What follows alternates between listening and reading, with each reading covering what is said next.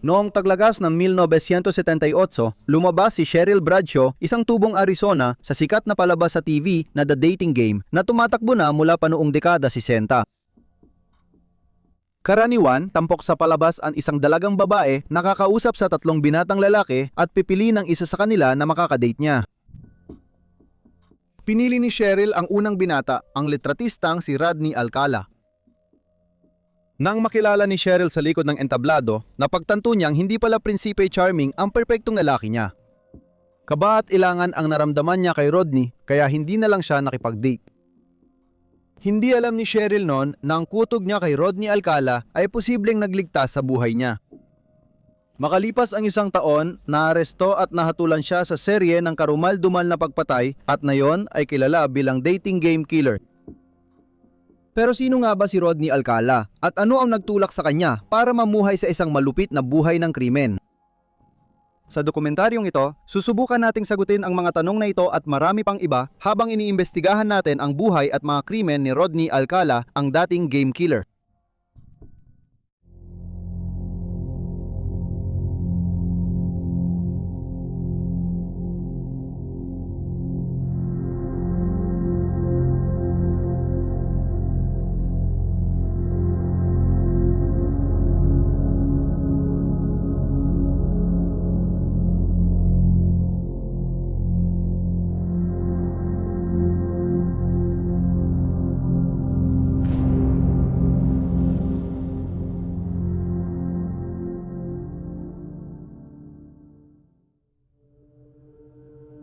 Magang buhay.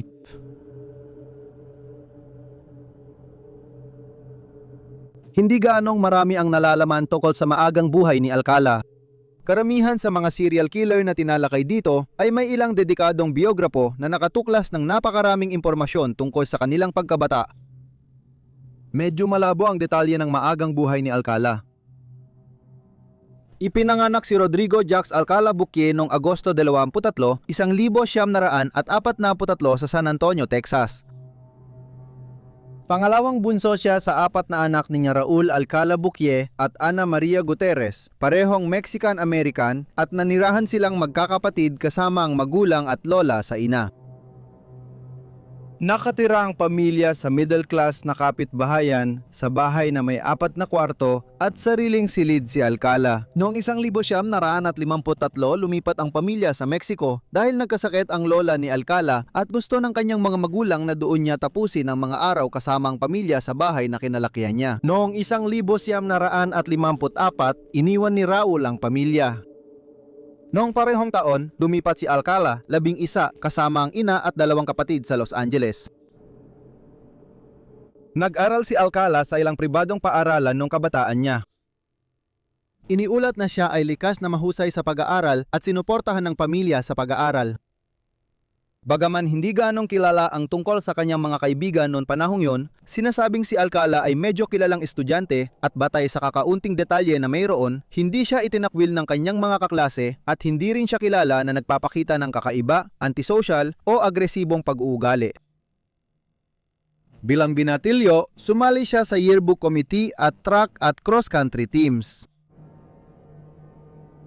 Nagtapos siya mula sa Montebello High School noong 1960. Noong 1961, sa edad na 17, sumali si Alcala sa hukbong katihan ng Estados Unidos sa North Carolina. Pagkalipas ng isang taon, namatay ang kanyang ama. Kahit iniwan ni Raul ang pamilya at nag-asawang muli, nanatiling malapit sa kanya ang bata at dumalo sa libing niya. Pagkatapos noon, ipinagpatuloy ni Alcala ang kanyang serbisyo sa hukbong katihan. Napansin ng kanyang nakatataas niyang opisyal na siya ay mapanlinlang at mapagigante. Madalas siyang sumuway sa mga utos at malinaw na may problema siya sa mga may otoridad na ang kapangyarihan ay kanyang kinaiinisan at nilalabanan. Habang siya ay naglilingkod bilang isang clerk, siya ay pinatawan ng parusa dahil sa pananakit ng mga kabataang babae. 3 taon matapos nito, noong 1964, iniulat na siya ay nagkaroon ng nervous breakdown na naging dahilan upang iwanan niya ang kanyang pwesto sa militar at maglakbay ng nakikisakay mula Fort Bragg papunta sa tirahan ng kanyang ina. Pagkatapos ng mga ito, dineklarang may antisocial personality disorder si Alcala ng psychiatrist ng militar at nalaman na ang IQ niya ay 135 bahagyang mas mataas sa karaniwan. Siya ay kalaunan ay pinalabas mula sa hukbong sandatahan dahil sa medikal na dahilan. Ngayon nawala na siya sa militar, nag-enroll si Alcala sa University of California, Los Angeles School of Fine Arts kung saan nakuha niya ang kanyang Bachelor of Fine Arts degree noong 1968. Nag-aral siya ng pelikula sa New York University. Unang biktima ni Alcala. Ang unang kilalang biktima ni Alcala ay si Morgan Rowan na 13 taong gulang nang una niyang makasalamuha ang serial killer.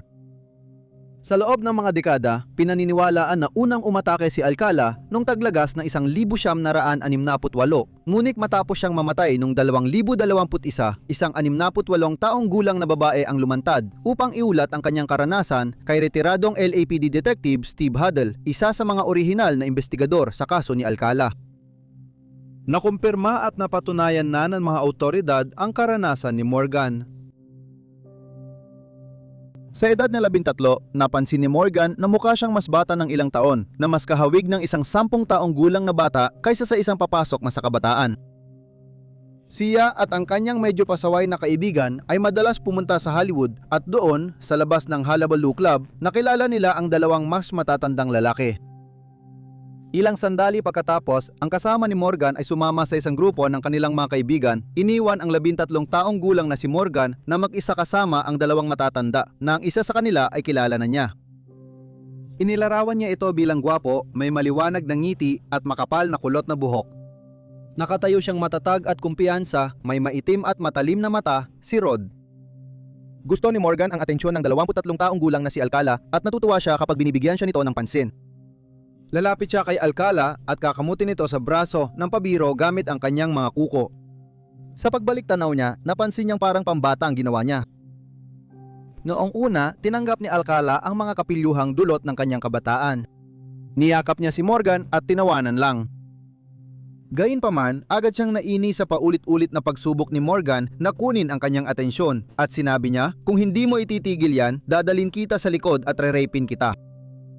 Nakikipag-usap si Alcala sa ibang binata pero tinawanan lang ang kanyang pagbabanta. Umalis ang kaibigan ni Alcala at iniwan silang dalawa. Marahas na hinila ni Alcala si Morgan papunta sa likurang loading dock ng club na walang ibang tao roon kahit malakas ang pagtutol ni Morgan. Sa pahayag niya kay Steve Huddle na pinamagatang In My Own Words, isinulat ni Morgan na naalala niya ang nagbago at galit na mukha at kung gaano ito nakakatakot. Naalala ko ang hapdi ng hawak niya at kung paano halos hindi na tumama sa lupa ang mga paa ko. Wala na akong naalala pa hanggang sa magising ako na sobrang sakit ng ulo nakaipit sa likod ng isang malaking pang-industry yang basurahan. May suot pa rin akong damit, dumudugo ang bibig ko at may malaking bukol ako sa ulo ko at malakas din ang pagdurugo ng ulo ko.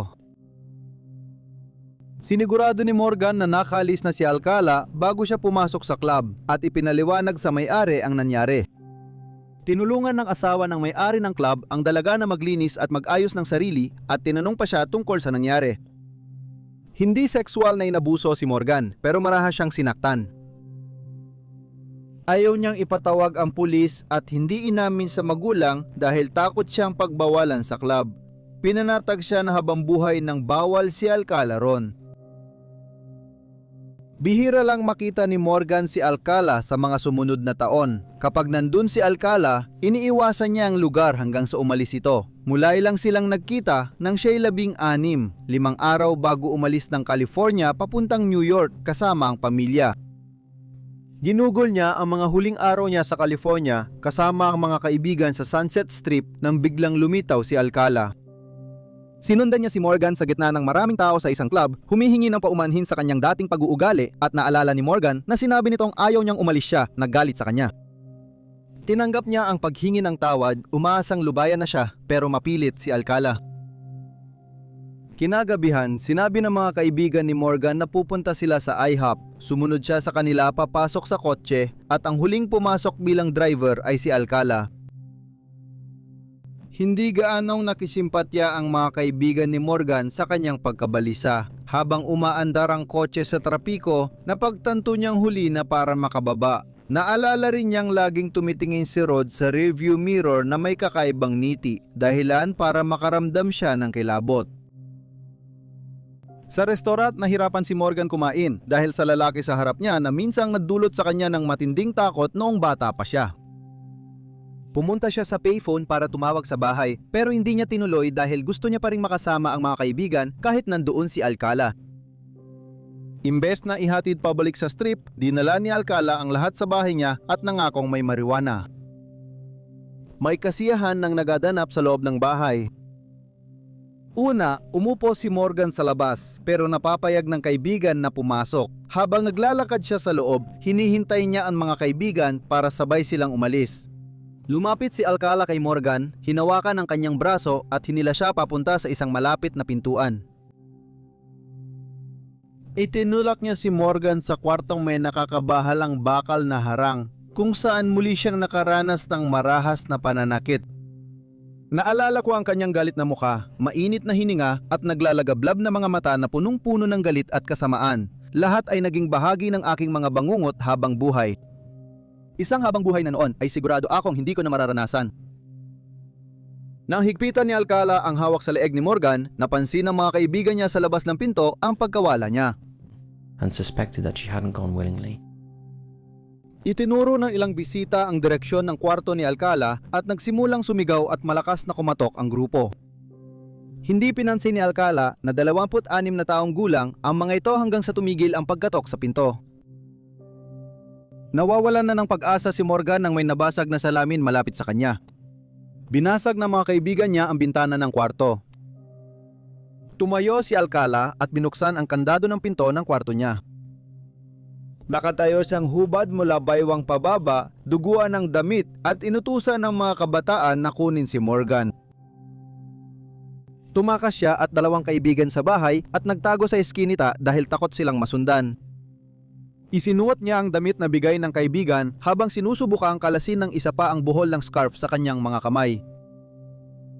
Sabi ni Morgan, hinanap ni Alcala ang mga kabataan matapos silang umalis. Nagtago sila sa tuwing may ilaw ng sasakyan hanggang sa lumapit si Morgan sa harap ng isang kotse at nagmakaawa ng tulong para mailayo sila. Noong panahong iyon, halos hindi pinansin ng pulisya ang kwento ni Morgan.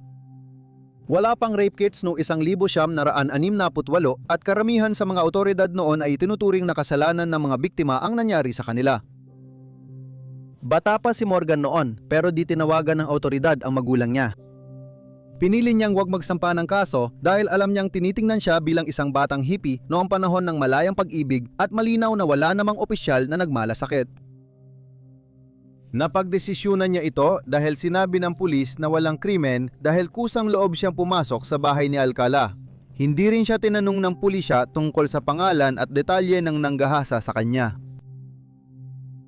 Pagkatapos ng ilang araw na kasama ang kanyang kaibigan na si Mike, na ginawa ang lahat para alagaan siya at ang kapitbahay nitong nurse na tumulong magbenta ng kanyang mga tadyang at tumulong sa kanya habang umuubo siya ng dugo, bumalik si Morgan sa kanyang pamilya sa araw na nakatakda silang umalis papuntang New York. Sinabi niya sa magulang niya na nasaktan siya nang biglang huminto ang kotseng sinasakyan niya. Mukhang hindi niya kailanman sinabi sa kanila ang totoong nangyari noong gabing yun at pinutol niya ang pakikipag-ugnayan kina Mike at Evie, mga kaibigan niya sa LA na kasama sa party. Natakot siyang balikan ang mga nangyari. Ilang taon niyang pinasan mag-isa ang nangyari sa kanya, di siya makalapit para humingi ng tulong. Ilang linggo matapos siyang abusuhin, habang bumabangon siya at pakiramdam niyang ligtas dahil malayo na siya kay Alcala, biglang gumuho muli ang kanyang loob nang ipasa sa kanya ng isang kaibigan ang clipping sa diaryo mula kay Evie. Muling umatake si Alcala.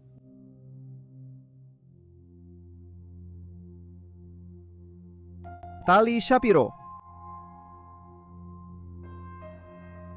Bago magsalita si Morgan Rowan, pinaniniwala ang unang biktima ni Alcala si Tali Shapiro, 8 taong gulang. Noong ika-25 ng Setyembre, 1968, papunta si Tali sa paaralan gaya ng nakasanayan niya. Habang maglalakad siya sa Sunset Boulevard, huminto si Alcala sa tabi niya gamit ang kanyang sasakyan at tinanong kailangan niya ng sakay. Nang ayaw kausapin ni Tali ang hindi niya kilala, sinabi ni Alcala na kaibigan siya ng mga magulang nito. Sa panayam ng People noong 2021, naalala ni Tali, ayokong sumakay sa kotse pero pinalaki akong rumispeto sa nakatatanda. Hindi ko alam na dapat akong matakot sa mga tao. Nagpaubaya si Tali at sumakay sa kotse.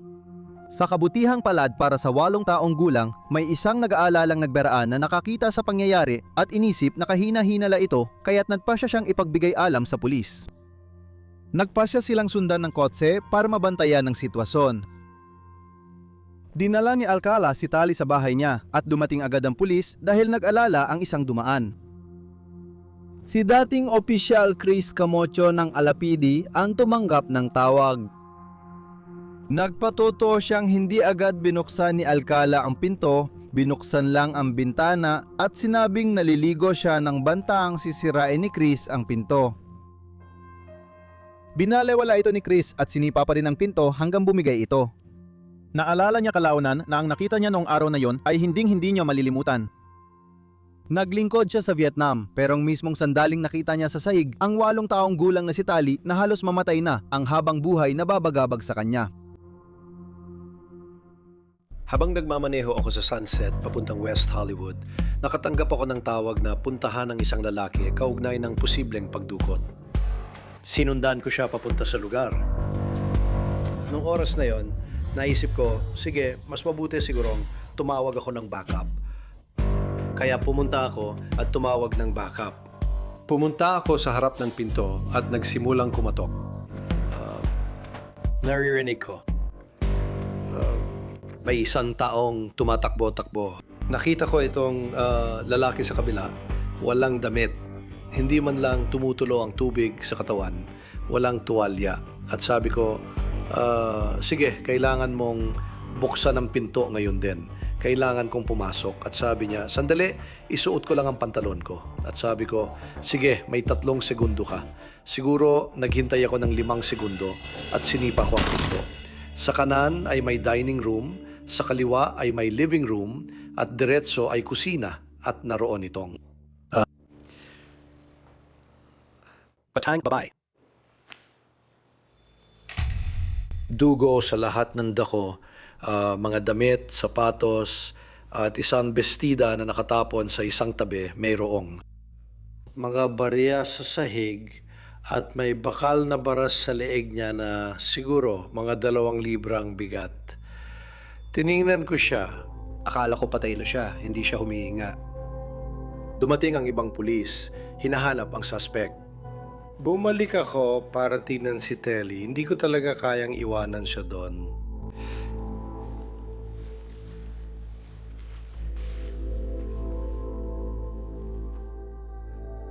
Abang bumalik ako sa kusina, nagsimula siyang dumuwal.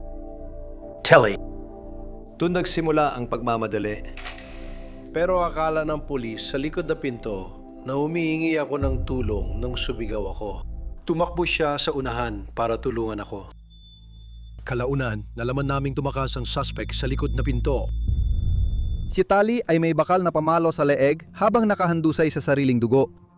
Wala siyang malay at walang saplot. Kalaunan, nagkaroon siya ng higit 27 tahi sa likod ng ulo matapos siyang hampasin sa bungo ni Alcala. Nang makita ng pulisya ang 8 taong gulang, naduwal siya, palatandaan na buhay pa siya kahit sa kabila ng takot ng mga pulis. Si Tali ay nagtagal ng 32 araw sa koma matapos ang kanyang pinagdaanan at ilang buwan siyang nagpagaling sa ospital. Pagkalabas niya, lumipat siya at ang pamilya niya sa Puerto Vallarta, Mexico at tumira roon ng ilang taon. Labis na binugbog at sexual na inabuso si Tali. Ngunit nakatakas si Alcala sa likurang pinto nang dumating ang mga pulis. Naglabas ng warrant of arrest laban sa kanya dahil sa mga kasong kidnapping at panggagahasa. Para makaiwas sa huli, lumipat si Alcala mula California papuntang New York at nag-enroll sa NYU bilang John Berger. Samantala, sa kanyang apartment, nakakita ang mga investigador ng mga litrato ng mga batang babae at lalaki, pati na rin ang photo ID ni Alcala na nagpapakitang siya ay estudyante sa UCLA.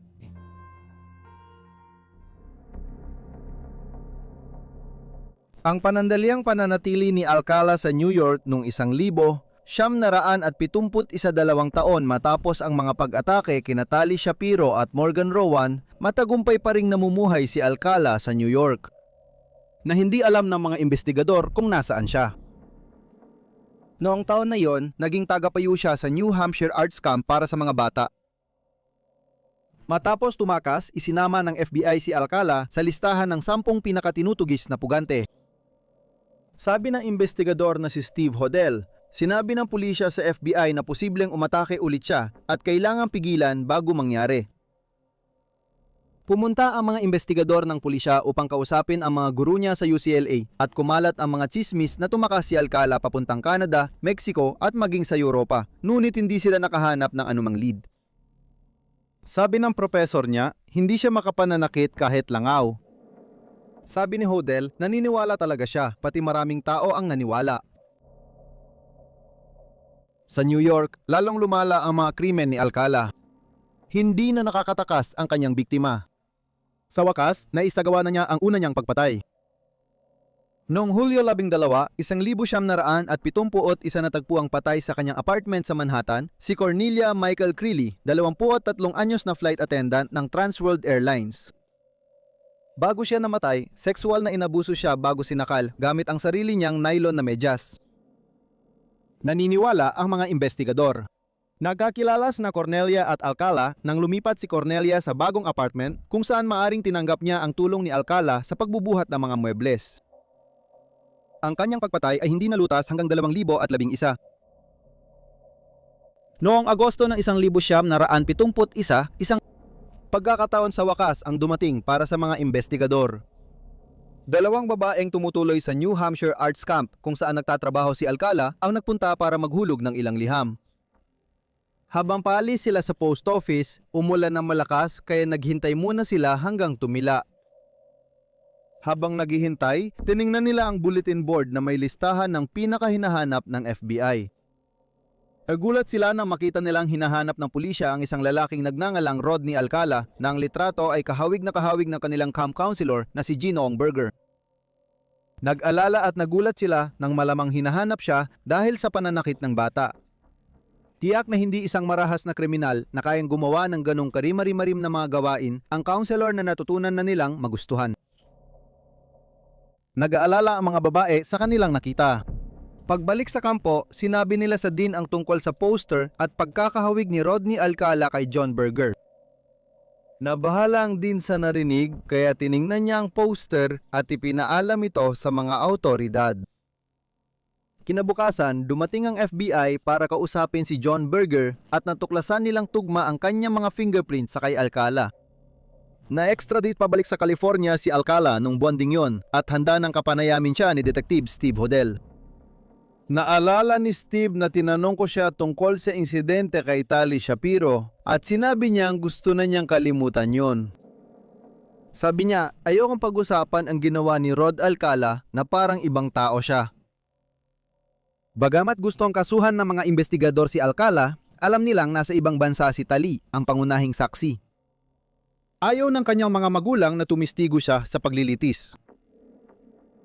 Dahil kakaunti na lang ang opsyon, nagpasya ang mga piskal na hindi kasuhan si Alcala ng kidnapping at panggagahasa, kundi child molestation na lang. Umamin si Alcala sa mas magaan na kasong ito at hinatulan siya ng 3 taon sa kulungan. Ngunit naparol siya noong 1974 na buwan pa lang mula nang siya ay makulong. Ayon sa psychiatrist ng kulungan, malaki ang pagbabago ni Alcala at inirekomendang palayain siya. Bagamat inatasang magparehistro bilang sex offender sa Monterey Park Police Department, nananatiling malaya si Alcala kahit na inatake niya si Talay Shapiro, 8 taong gulang. Ngayon, malaya nang gawin ni Alcala ang gusto niya, kaya bumalik siya sa bahay ng ina kung saan may sarili siyang kwarto, pasukan at malayang nagagamit ang kotse ng ina niya. Nakahanap siya ng trabaho sa isang kumpanya ng fotografiya ilang araw lang matapos siyang makalaya. Pero si Alcala sabik ng pumili ng bagong biktima. Noong Oktubre 13, 1974 sa parking lot ng isang shopping center sa Huntington Beach, napansin niya ang batang babaeng naghihintay ng school bus. Ayon sa ulat, napansin niya ang pangalan ni Julie Johnson sa mga libro ng paaralan at ginamit ito sa kanyang kalamangan. Tinawag siya at inalok ng sakay, gaya ng ginawa niya kay Tali Shapiro noong 1968. Tahimik si Julie kaya nagpatuloy si Alcala, may ipapakita akong magagandang poster sa'yo. Sa puntong ito, gumalaw ang ulo ng batang babae. Tumingala siya sa kanya at ngumiti, sumakay sa sasakyan nang walang kaalam-alam kung sino talaga ang kanyang sinasamahan. Sinabi ni Julie kay Alcala na siya ay 13 pero madalas siyang mapagkamalang mas bata at sinabi niyang ang pangalan niya ay John Donald. Nang madaanan nila ang paaralan, nag-alala si Julie at hiniling na ibaba siya pero hindi huminto si Alcala at sinabing kailangan pa niyang dumaan sa apartment at hindi raw siya magtatagal. Hindi ito nagustuhan ni Julie at naging balisa siya. Nainis si Alcala at sinigawan siya. Inutusan pang wag gumalaw. Natakot si Julie sa biglang ugali ni Alcala kaya sumigaw siya. "Tumahimik ka!" sigaw ng dumukot niya. Sinubukan ulit ni Julie lumabas ng sasakyan pero pinigilan siya ni Alcala na mahigpit. Pagkahinto ng sasakyan, tinangkan tumakas ni Julie pero hinawakan pa rin siya ni Alcala. Hinila palabas ng kotse at dinala sa liblib na lugar sa Huntington Beach. Pinaupo ni Alcala si Julie sa bato, nagsindi ng marijuana at pinilit siyang manigarilyo.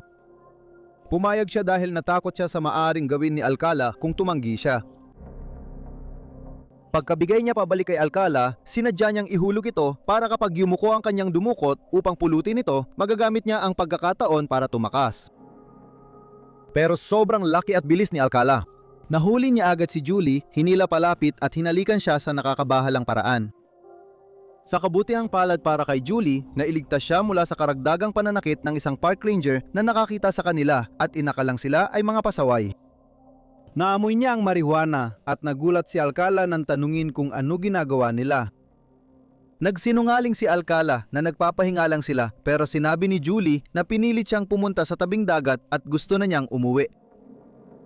Pinusasan at inaresto si Alcala at dinala silang dalawa ni Julie sa pinakamalapit na istasyon ng pulis sakay ng kotse.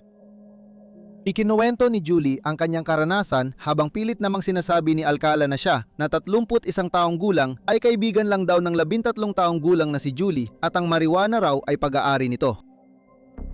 Sa kasamaang palad dahil sa mga pagkiling at sa panahon na yon, hindi lubos na naniwala ang mga pulis sa alinmang panig kaya nagpasya silang magsagawa ng background check sa dalawa. Nalaman nilang si Alcala ay paroli na dati nang nakulong sa pangmomolestiya ng bata kaya kinasuhan siya ng kidnapping at paglabag sa parol. Noong Boxing Day 1974 na patunayang lumabag si Alcala sa parol at nagbigay ng droga sa menor de edad. Nakulong siya ng 2 taon at kalahati at ibinalik sa bilangguan kung saan dapat siyang manatili. Kung siya ay nakulong habang buhay, hindi sana natin alam ang pangalan niya bilang isa sa mga serial killer sa Amerika na may pinakamaraming biktima.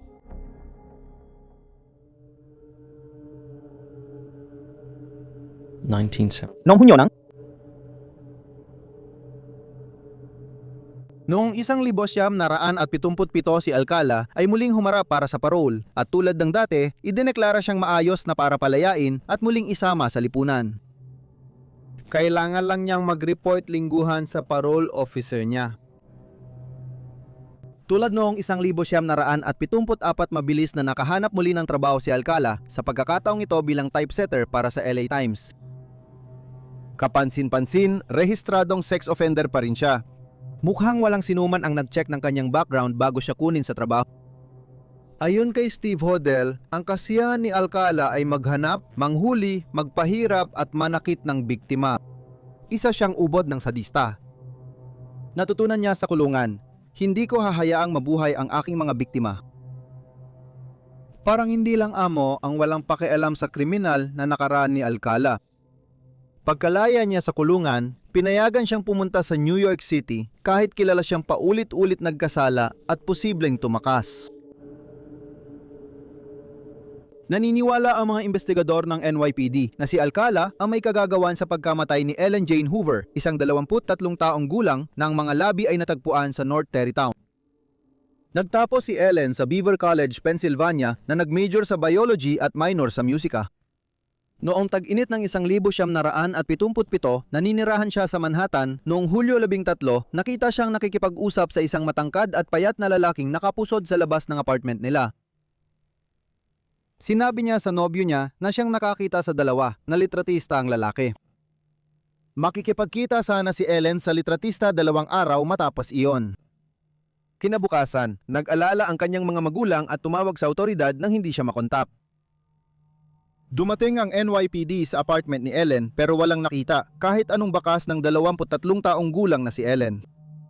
Walang bakas ng pilit na pagpasok sa bahay niya pero nakita ang diary kung saan nakasulat na makikipagkita siya kay photographer John Berger noong Hulyo 15. Hindi natunto ng pribadong investigador si John Berger kahit may $100,000 na pabuya mula sa magulang niya. Walang bakas na Ellen o John Berger noon. Bumalik si Alcala sa California at nagtrabaho muli sa Allied Times. Isang hindi kilalang tipster ang nagsabi sa FBI na inaresto si Alcala noong 1974 gamit ang pangalang John Berger. Inimbestigahan siya ng FBI sa LA, kaugnay sa pagkawala ni Ellen. Inamin ni Alcala na kilala niya si Ellen pero hindi niya alam kung nasaan ito. Hindi nakahuli ang mga investigador noon dahil walang bangkay. Halos 1 taon matapos mawala, natagpuan ng kalansay ni Ellen Hoover sa mababaw na libingan sa Rockefeller Estate, North Tarrytown, Westchester County. Kinilala siya gamit ang alahas at dental records. May investigador sa kaso ni Ellen na nakatanggap ng tawag mula sa hindi nagpakilalang impormante na nagsabing mahilig si Rodney Alcala sa isang lugar sa hilaga ng lungsod. Sa ika-24 na pagbisita, nakita ng mga investigador ang isang pares ng panty at bra ng babae. Sa patuloy na paghahanap, natagpuan nila ang mga labi ni Ellen. Pagkatapos kumalat ang balita tungkol sa pagkakadiskubre sa kanya, isa pang dalagang babae na nangangarap maging modelo ang nagsabi sa mga investigador na may isang litratistang nagngangalang John Berger na kumuha ng mga larawan niya sa parehong lugar kung saan natagpuan ang katawan. Sa Los Angeles, bihira namang masangkot si Alcala sa gulo sa batas. Sandali lang siyang in-interview tungkol sa kaso ng Hillside Strangler pero inalis siya ng mga investigador sa listahan bilang serial killer na kanilang hinahanap.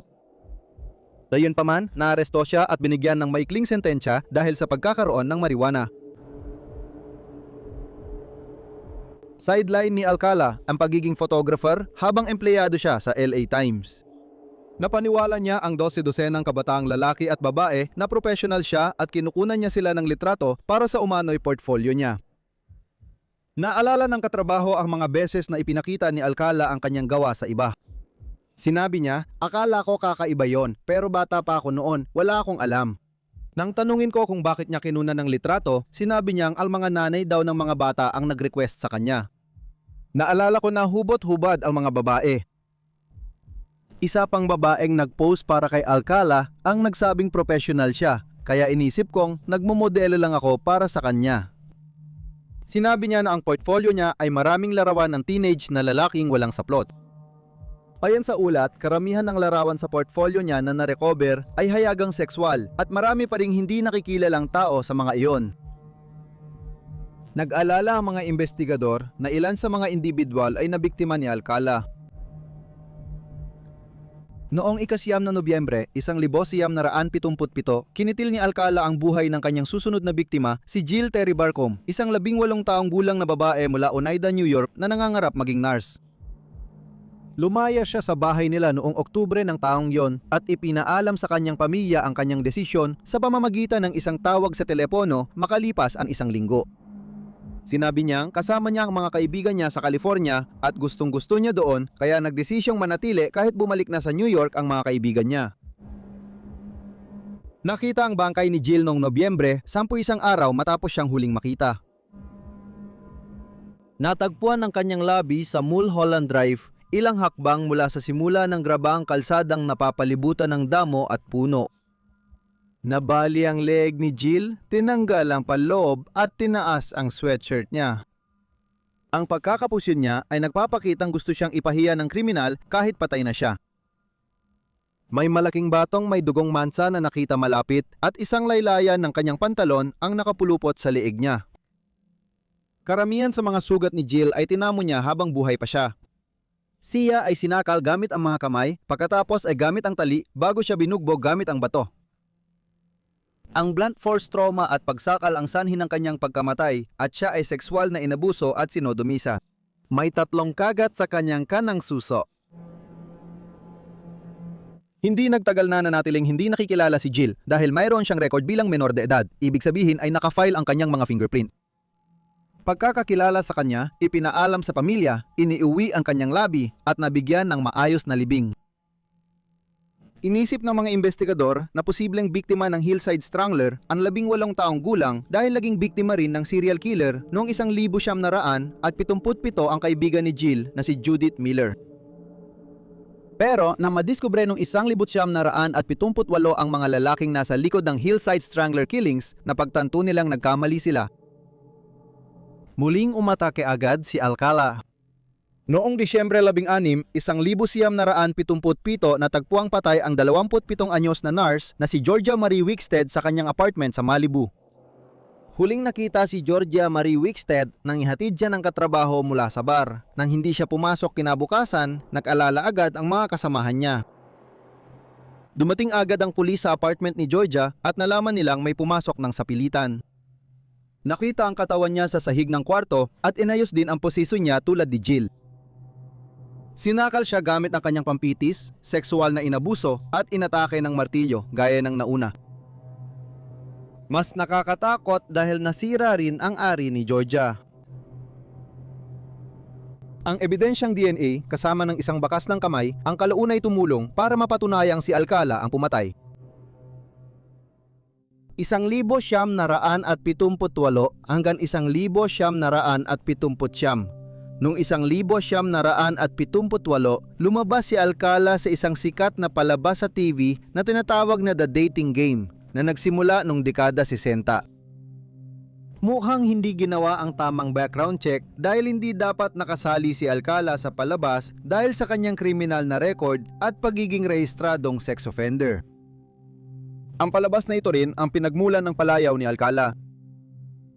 Ipinakilala ng host ng programa ang isang 35 taong gulang bilang isang matagumpay na litratista na nagsimula nang madiskubre siya ng kanyang ama sa darkroom noong siya ay 13 taong gulang, ganap nang na-develop.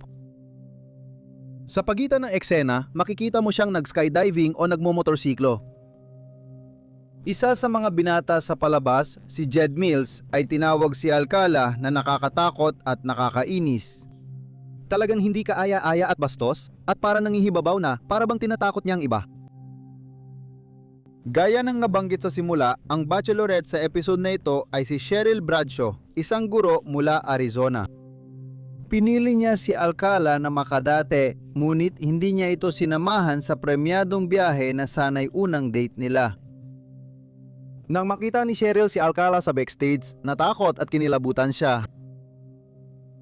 Ayon kay psikologong pangkrimen Pat Brown sa CNN, maaaring ang pagtanggi ang nagtulak kay Alcala sa mga sumunod niyang pagpatay dahil yan ay isang bagay na hindi niya matatanggap ng maayos. Hindi nila nauunawaan ang pagtanggi. Akala nila may mali sa babae. Niloko niya ako. Nagpakipot siya. Dayunpaman, dahil nakinig si Cheryl sa kutob niya, nakaligtas siya at hindi naging biktima ng dating game killer.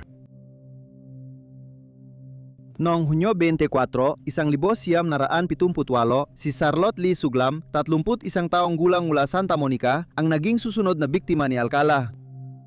Natagpuan siyang patay sa El Segundo Apartment Complex. Katulad ng iba, siya ay ginahasa, binugbog, sinakal at iniwan ni Alcala na inayos pa ang katawan bago umalis. 15 taong gulang si Monique Hoyt na nag-hitchhike sa Riverside County nang muntik siyang mamatay sa kamay ni Rodney Alcala.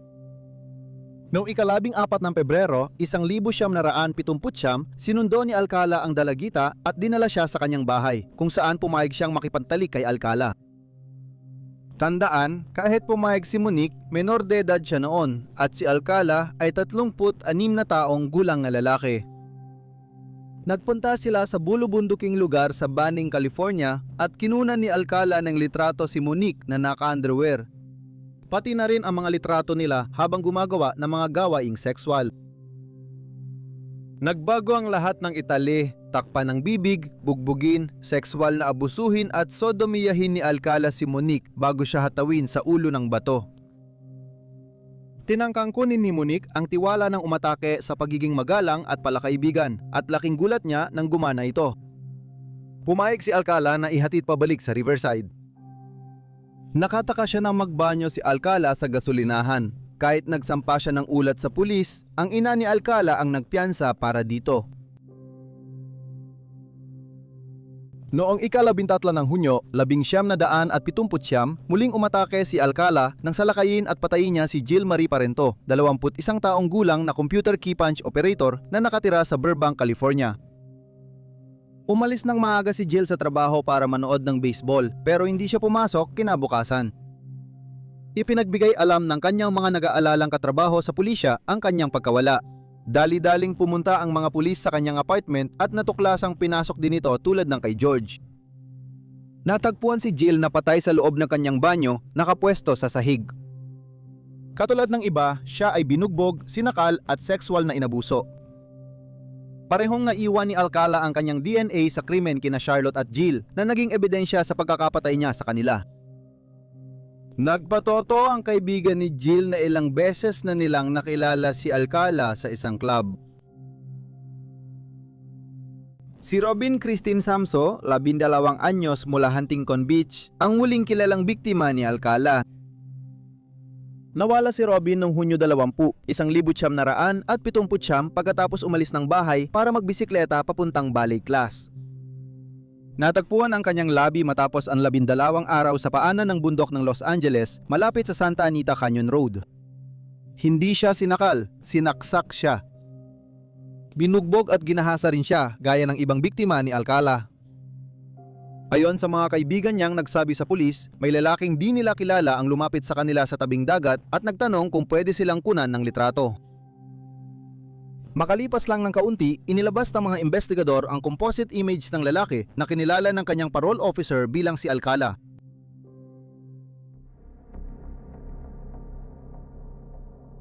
Pag-aresto, paglilitis at kamatayan. Si Rodney Alcala ay inaresto noong ika-24 ng Hulyo, 1979 matapos ang pagpatay kay Robin Samsoy na 12 taong gulang. Batay sa ulat, nagulat siya sa pagkakaaresto. Inisilbi sa kanya ang warrant of arrest ng alas 7 ng umaga habang siya ay nasa bahay ng kanyang ina, nakahiga sa kama at walang saplot. Inaresto siya at itinakda ang kanyang piyansa sa $250,000. Sa bahay ng ina ni Alcala, nakita ang resibo ng storage locker sa Seattle. Dito na-recover ng mga investigador ang hikaw ni Robin. Mga kahon na mahigit 1,000 at 700 litrato iba pang alahas at isang pulang coin purse. Si Alcala ay kinasuhan ng kidnapping, mahalay na gawain sa bata, pagpatay at pagnanakaw. Nag-plead siya ng not guilty sa lahat ng kaso at nakulong ng walang piyansa. Noong Pebrero ng 1980, sa wakas ay humarap na sa paglilitis si Alcala. Inabot ng 4 na oras ang hurado bago ibalik ang kanilang hatol. Guilty. Hinatulan siya ng kamatayan sa pagpatay kay Robbins. Ngunit binawi ito ng Korte Suprema ng California dahil mali ang impormasyong ibinigay sa hurado tungkol sa dati niyang mga kasong sexual. Noong 1986, halos pareho lang daw ang ikalawang paglilitis sa una. Hindi binanggit ang mga dating kriminal na record ni Alcala. Muling mahatulan si Alcala. Muli, hinatulan siya ng kamatayan. Noong 2001, pinawalang bisa ng isang panel ng 9th Circuit Court of Appeals ang pangalawang hatol na ito. Bahagi ito dahil hindi pinayagan ang saksi na suportahan ang argumento ni Alcala na ang park ranger na nakakita sa katawan ni Robin ay ayon kay Ali Weekly na hypnotize ng pulisya.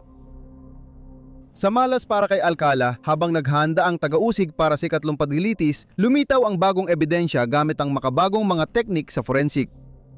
Ang ebidensyang ito ay nag-ugnay kay Alcala sa pagpatay kina Jill Barcom, George Wickstead, Charlotte Lamb at Jill Parento.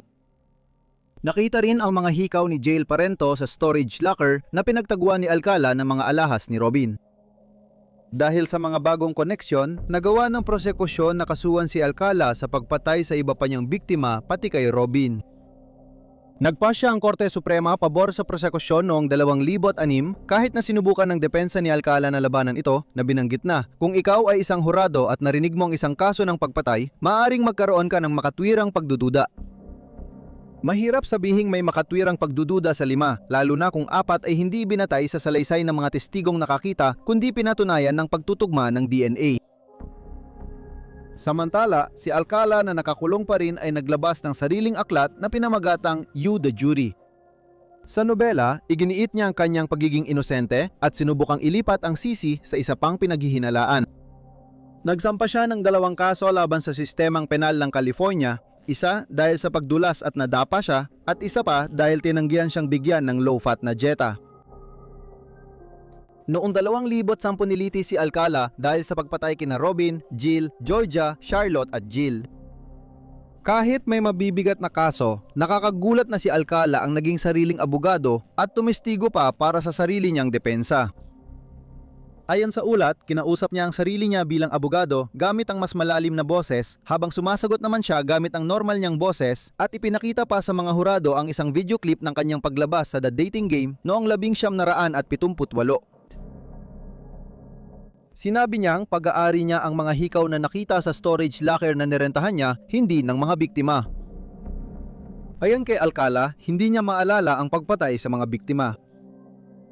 Si Richard Rappaport, isang psychiatrist na kinuha ni Alcala at siya lamang ang saksi ng depensa, ay nagsabing posibleng hindi maalala ni Alcala ang mga pagpatay dahil sa borderline personality disorder. Sa paglilitis, lumantad si Tali Shapiro na isa ng may sapat na gulang na babae bilang saksi ng depensa. Walang 2 araw tinapos ng hurado ang hatol kay Alcala bilang guilty sa 5 bilang ng first-degree murder. Marso 2010 muli siyang hinatulan ng kamatayan.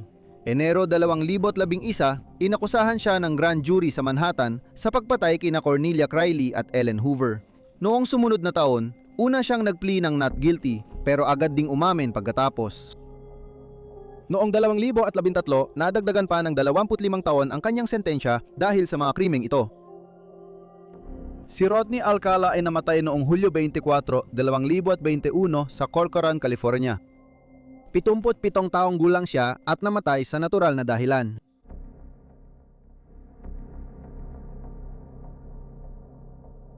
Mula noong paglilitis kay Alcala noong 2010, pinaghihinalaan ng mga otoridad sa New York at California na mas marami pang krimen ang serial killer na siya ang may kagagawan kaysa sa mga kasong isinampa laban sa kanya. Noong Marso ng taon na yon, naglabas ang mga pulis ng NYC at Huntington Beach, California ng 120 litrato mula sa koleksyon ni Alcala. Tinutukoy ng mga investigador kung sino ang mga tao sa larawan para malaman kung may mga hindi pa natutuklasang biktima. Napansin ng mga otoridad na humigit kumulang 9 na larawan ang hindi maaring ilabas sa publiko dahil sa kanilang tahasang sexual na nilalaman. Sa loob ng unang ilang linggo, 21 babae ang lumantad upang kilalanin ang kanilang sarili, dagdag pa ng mga tagapagpatupad ng batas. Na hindi bababa sa 6 na pamilya ang nakilala, ang mga kaanak nilang nawala ilang taon na ang nakalipas at hindi na muling natagpuan. Noong 2013, isang larawan ni Christine Thornton, 28 taong gulang, ang nakilala ng isang miyembro ng pamilya. Nakita ang katawan niya sa Sweetwater County, Wyoming. Noong 1982, ngunit hindi ito nakilala hanggang 2015. Noong 2016 kinasuhan si Alcala dahil sa kanyang pagkamatay. Nawala si Christine noong Hunyo 1977 at huling nakita habang nag-hitchhike sa Biloxi, Mississippi. Sinabi ni Alcala na siya ang kumuha ng litrato pero hindi niya kinuha ang buhay ni Christine. Itinuring siyang masyadong may sakit para bumiyahe Mula sa California. papuntang Wyoming para umarap sa paglilitis gayunpaman. Noong 2010, si Alcala ay tinukoy bilang isang person of interest sa ilang hindi pa nareresolbang pagpatay sa estado ng Washington.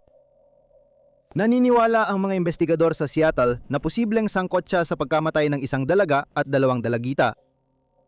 20 taong gulang si Kerry N. Greenman nang mawala siya noong Setyembre 14, 1976 sa Waterville, Washington.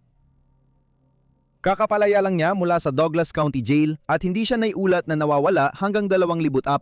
Si Antoinette Tony Jean Whitaker, 13 taong gulang, ay nawala noong Hulyo 1977.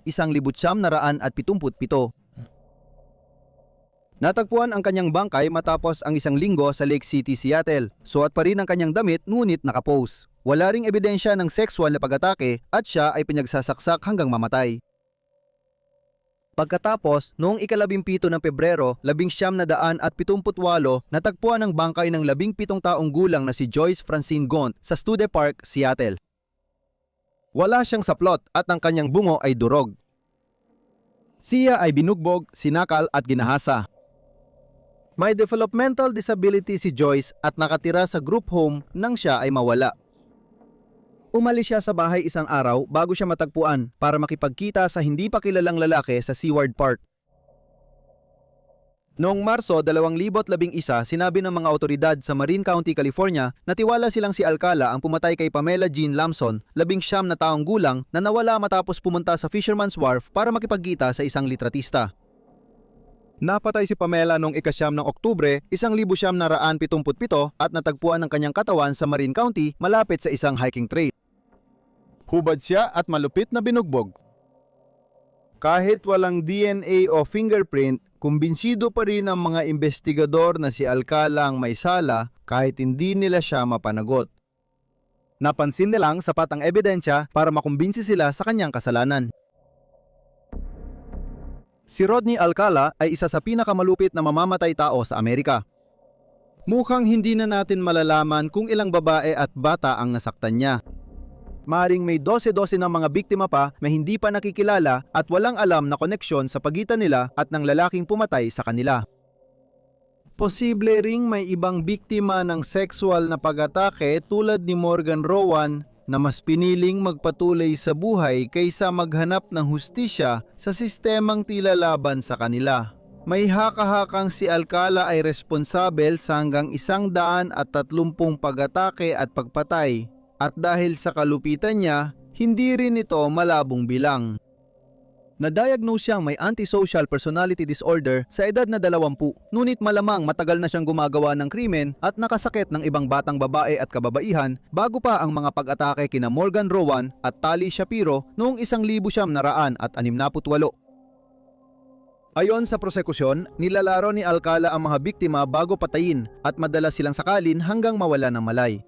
Pinapabalik sa ulirat. At muli silang sinasakal. Paulit-ulit niyang ginagawa ang prosesong ito ng maraming beses bago tuluyang kitilin ang kanilang buhay. Mahirap paniwalaan na ang pagnanais na magdulot ng matinding pagdurusa ay basta na lang lumitaw, pero mahirap din tukuyin kung saan ito nagmula. Marami pa ring mga litratong uha ni Alcala na inilabas ng pulisya ang online at patuloy na naghahanap ng impormasyon ang mga investigador tungkol sa mga taong naroon. Mag-iwan kami ng link sa isang artikulo ng ABC News noong 2021 na naglalaman ng mga litrato at impormasyon kung paano makokontak ang pulisya. Maraming salamat sa panonood at taos puso kaming nakikiramay sa lahat ng mga biktima na naapektuhan ng mga karumal-dumal na krimen ni Rodney Alcala.